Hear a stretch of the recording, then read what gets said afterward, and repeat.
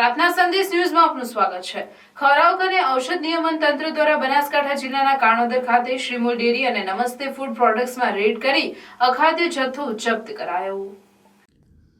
ખોરાક અને ઔષધ નિયમન તંત્રના કમિશનર ડોક્ટર એચ.જી. કોશિયાએ જણાવ્યું હતું કે બનાસકાંઠા જિલ્લાના કાણોદર ખાતેની 2 પેઢી ખાદ્ય પદાર્થોમાં ભેળસેળ કરીને નાગરિકોના આરોગ્ય સાથે ચેડા કરતી હોવાની બાતમીના આધારે ખોરાક અને ઔષધ નિયમન તંત્રની બનાસકાંઠા ટીમ દ્વારા બંને પેઢી ખાતે રેડ કરી તપાસ હાથ ધરવામાં આવી હતી।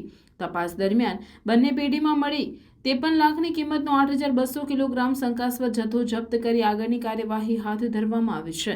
તેમણે વધુ વિગતો આપતા કહ્યું હતું કે બનાસકાંઠાના કાણોદર ખાતે શ્રીમૂલ ડેરીમાં તપાસ કરતા શંકાસ્પદ ઘીનો જથ્થો મળ્યો હતો। પેઢીના માલિક વિપુલભાઈ રાવલની હાજરીમાં પૃથ્થકરણ માટે શ્રીમૂલ ઘીના 3 નમૂના લેવામાં આવ્યા હતા, જ્યારે બાકીનો 41.86 લાખની કિંમતનો 6,354 કિલોગ્રામ શંકાસ્પદ ઘીનો જથ્થો જપ્ત કરવામાં આવ્યો છે।